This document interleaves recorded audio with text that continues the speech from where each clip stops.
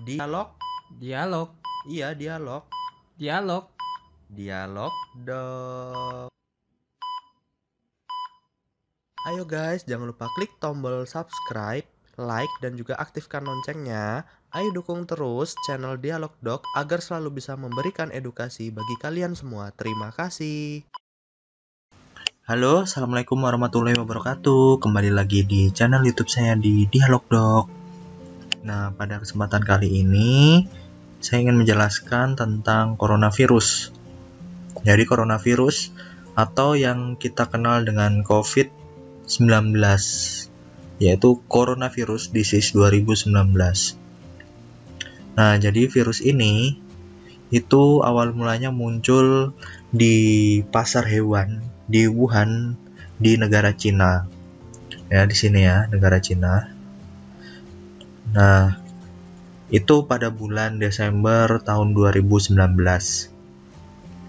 Nah, virus corona ini itu dulu juga pernah muncul di Cina tahun 2002-2003 dengan nama SARS-CoV yang ditularkan oleh hewan luwak.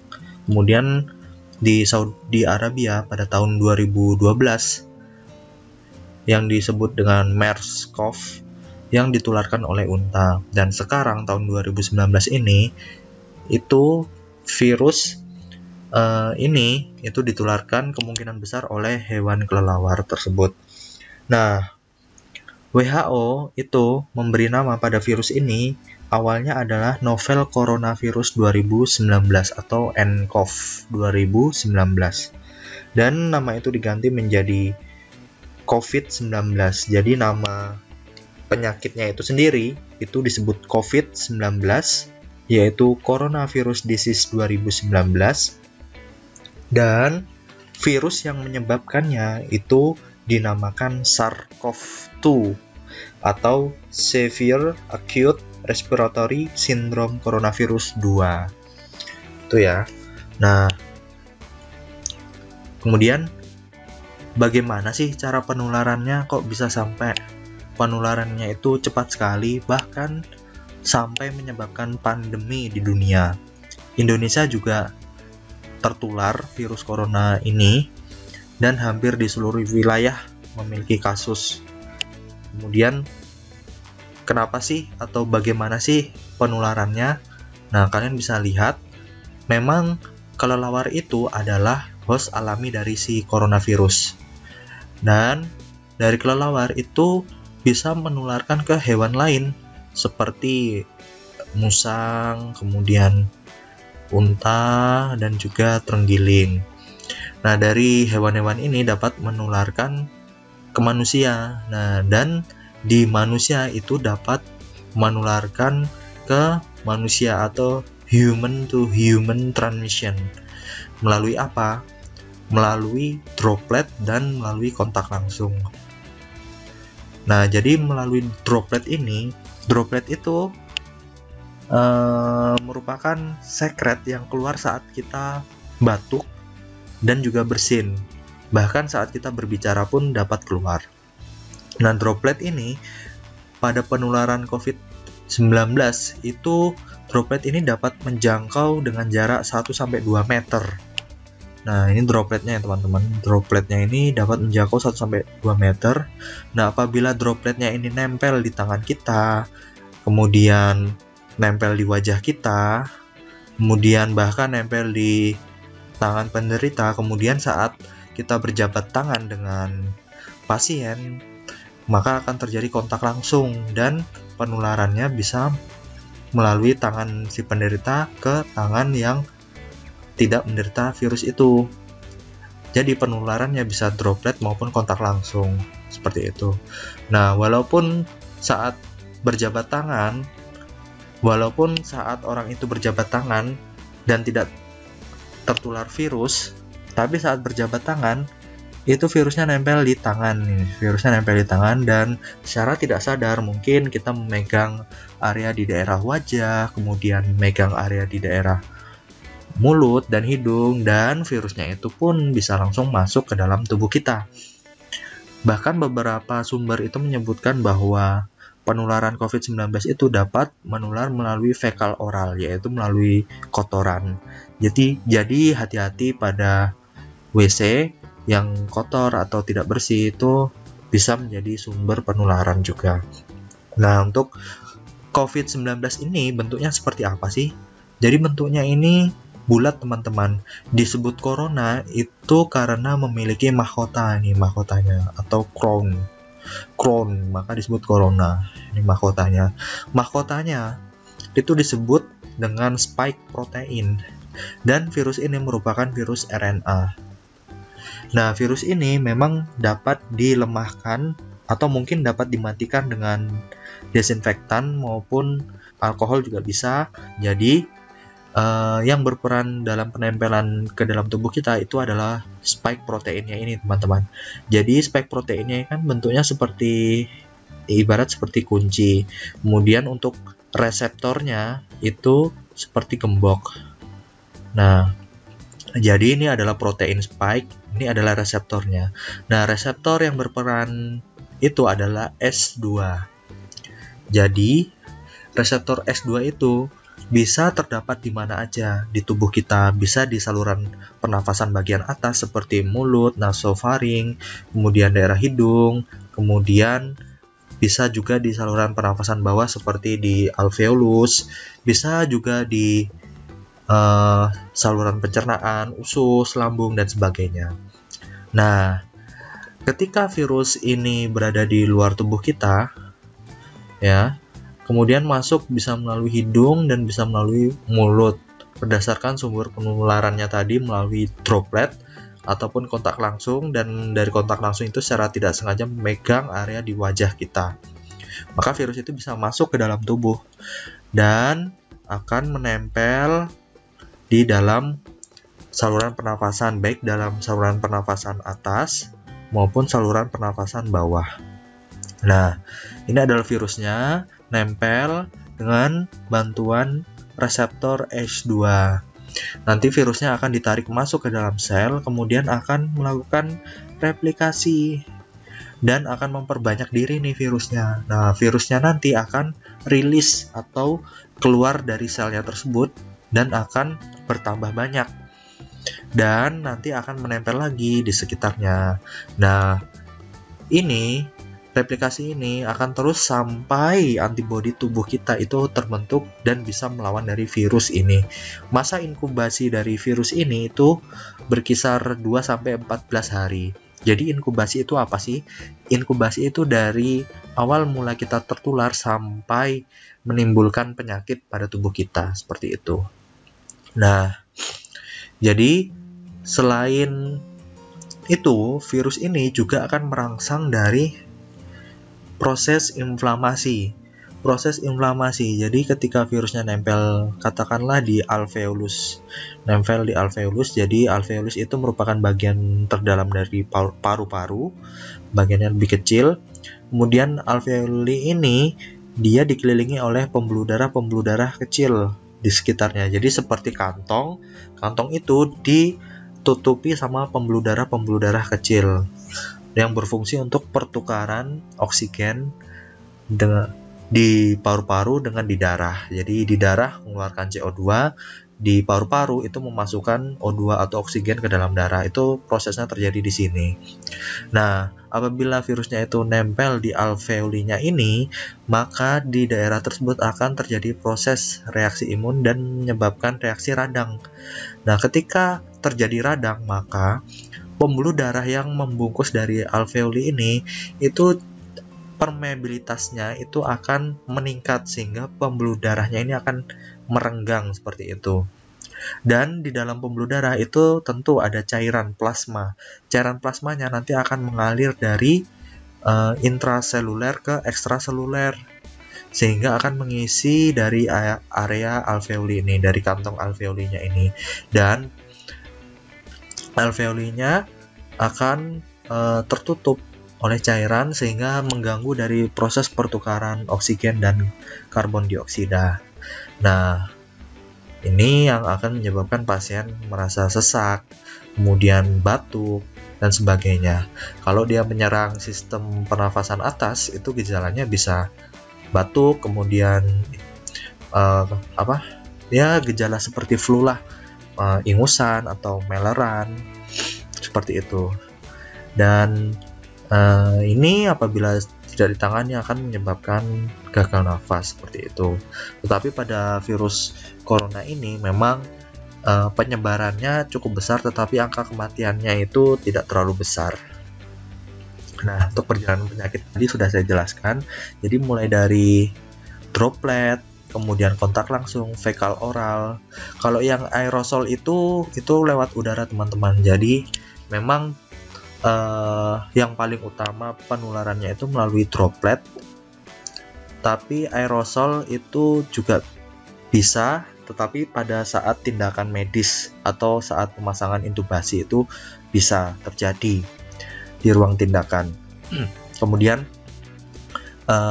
virus itu masuk ke sistem respirasi atau pernafasan bagian atas dan masuk lebih dalam ke saluran pernafasan bagian bawah, bahkan sampai ke gastrointestinal atau daerah saluran pencernaan. Nah, apabila virusnya ini ringan atau sedikit yang masuk, itu mungkin gejalanya asimptomatis. Tetapi apabila viremia-nya itu cukup besar, itu bisa menyebabkan gejala yang lebih parah. Nah, tadi sudah saya jelaskan bahwa virus itu menempel pada reseptor S2, nanti akan menyebabkan gangguan dari disfungsi RAS, menyebabkan permeabilitas vaskulernya itu meningkat, dan terjadi perpindahan cairan dari intraseluler ke ekstraseluler, menyebabkan alveolunya terisi cairan dan terjadi edem dari paru-parunya itu sendiri. Dan dari sini itu bisa menyebabkan acute respiratory distress syndrome, sehingga ujung-ujungnya bisa menjadi gagal nafas dan akan menjadi kematian. Nah, dari disfungsi RAS ini juga akan menghasilkan badai sitokin yang mengeluarkan mediator-mediator inflamasi atau mediator peradangan seperti itu, sehingga organ yang terkena itu juga akan rusak. Nah, ini juga selain itu virusnya itu juga bisa kemana-mana, yaitu bisa ke paru, bisa ke hati, bisa ke ginjal, dan bisa ke jantung, dan ini akan menyebabkan sepsis, teman-teman. Sepsis, kemudian ada respon inflamasi, kemudian menyebabkan kegagalan organ-organ tersebut, sehingga ujung-ujungnya akan mengakibatkan kematian. Dan tanda dan gejalanya seperti apa sih? Ya, seperti common cold gitu, seperti flu, batuk, pilek biasa kalau orang kena flu, yaitu demam, kemudian rasa lemah, batuk kering. Kemudian gejala lainnya juga mungkin ada rasa nyeri, hidung berair, kemudian nyeri tenggorokan, kemudian kesusahan untuk bernafas atau nafasnya itu pendek, kemudian diare apabila mengenai sistem pencernaan. Nah, jadi penggolongan pasien di Indonesia itu ada penggolongan yaitu ODP, orang dalam pemantauan, ada PDP, pasien dalam pengawasan atau disebut juga suspek, bisa juga kasus probable, dan juga pasien terkonfirmasi. Jadi bedanya apa sih? Kalau ODP itu pasien yang mengalami demam ya dengan suhu lebih dari 38 derajat Celcius, ya pasien demam ini, ditambah dengan adanya riwayat atau kronologi riwayat kunjungan ke negara daerah yang terjangkit. Seperti itu bisa dikatakan dengan orang dalam pemantauan. Kemudian apabila pasien dalam pengawasan atau suspek itu sama, yaitu seperti memiliki gejala flu seperti demam, batuk pilek, nyeri tenggorokan, dan gangguan pernafasan atau gejala ISPA, dan ditambah dengan adanya tanda pneumonia. Jadi kalau sudah pasien itu mengalami pneumonia dan tanda pneumonia itu dilihat dari apa? Yaitu dari pemeriksaan radiologis berupa foto torak dan juga pada CT scan, bisa juga dari pemeriksaan klinis. Nah, pasien dalam pengawasan atau suspek ini yaitu apabila pasien dengan gejala ini ditambah dengan adanya riwayat kunjungan ke negara atau daerah yang terjangkit dalam 14 hari terakhir, atau riwayat kontak dengan kasus yang terkonfirmasi oleh COVID-19, atau bisa juga yang bekerja atau pernah mengunjungi fasilitas kesehatan yang merawat pasien konfirmasi COVID-19. Jadi itu ya pasien dalam pengawasan. Kemudian untuk kasus probable itu sendiri yaitu pasien dengan terdiagnosa pasien dalam pengawasan itu ditambah dengan sudah diperiksa dengan laboratorium standar.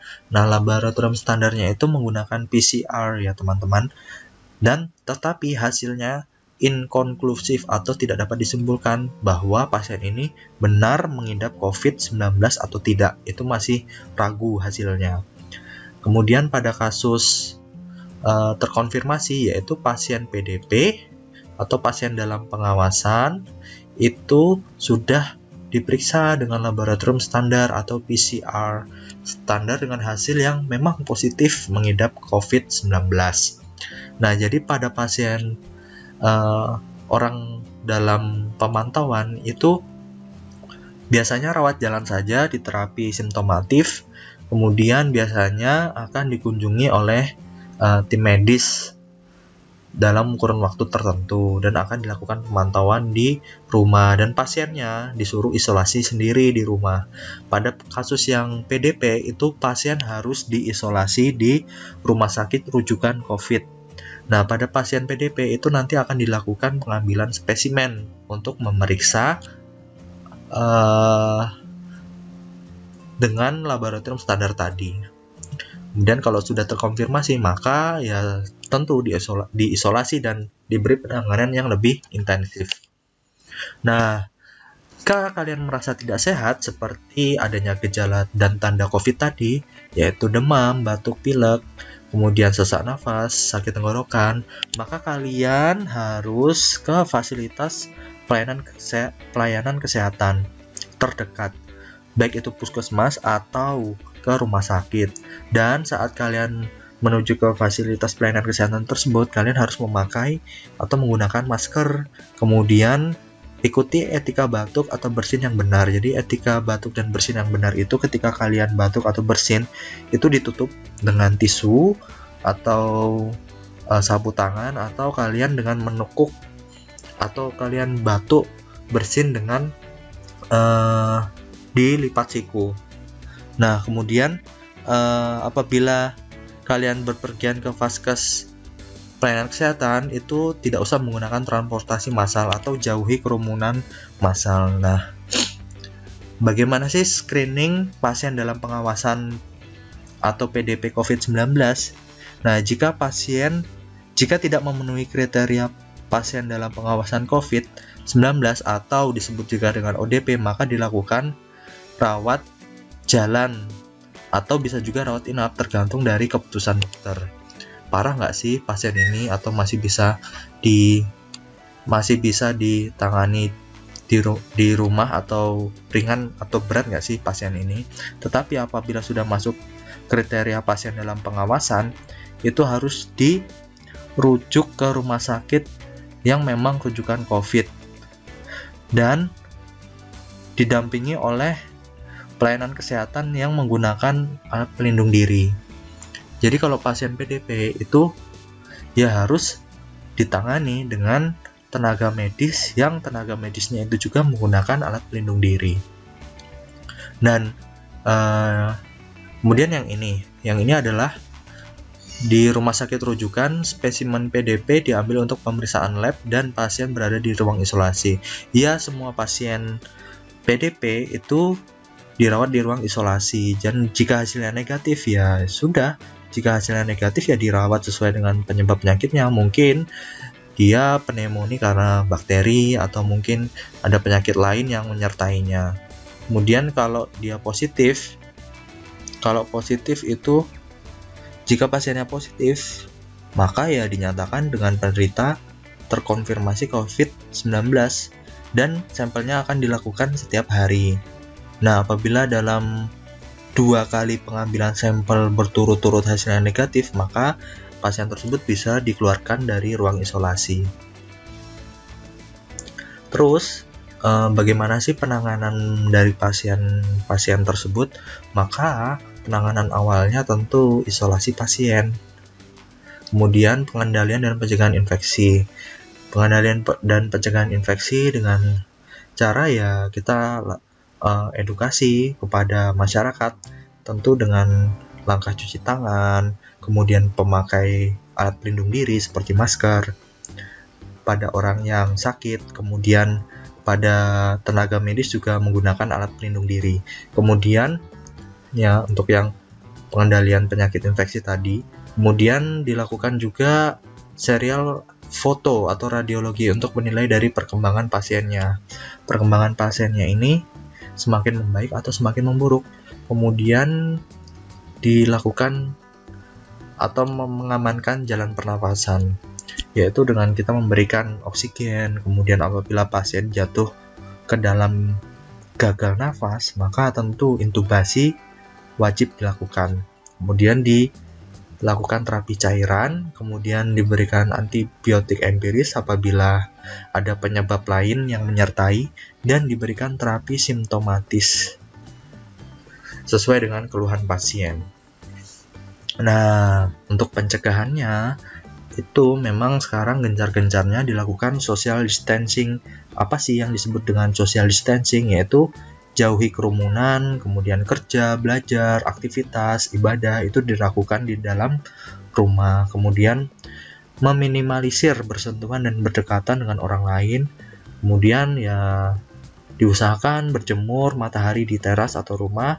Pastikan sirkulasi udara baik hingga terhindar dari ruangan lembab, dan tunda kegiatan massal seperti arisan, reuni, dan sebagainya. Ya, ini dari pemerintah ya, teman-teman. Kemudian jaga diri dan keluarga Anda dari virus corona dengan germas. Germas yaitu gerakan masyarakat hidup sehat. Ya, seperti ya makanan bergizi, makanan seimbang untuk meningkatkan imunitas kita. Olahraga, ya olahraganya di rumah aja. Kemudian makanan-makanan yang dimasak yang matang. Kemudian yang penting itu adalah ini teman-teman, cuci tangan memakai sabun. Kemudian gunakan masker bila batuk atau tutup mulut dengan lengan atas bagian dalam atau dengan siku bagian dalam. Kemudian jauhi kerumunan, itu yang penting teman-teman. Dan mungkin itu saja yang dapat saya sampaikan. Saya berharap Indonesia kembali pulih, terbebas dari virus corona. Kemudian dan virus ini semoga cepat berakhir, amin. Dan mungkin itu saja yang dapat saya sampaikan. Kalian bisa cari informasi dari referensi lain. Kemudian perkembangan virus ini juga pasti ilmunya update terus. Tentu kalian harus update ilmunya lebih jauh lagi. Ini tinjauan pustaka yang saya ambil. Terima kasih. Mungkin itu saja yang dapat saya sampaikan. Assalamualaikum warahmatullahi wabarakatuh.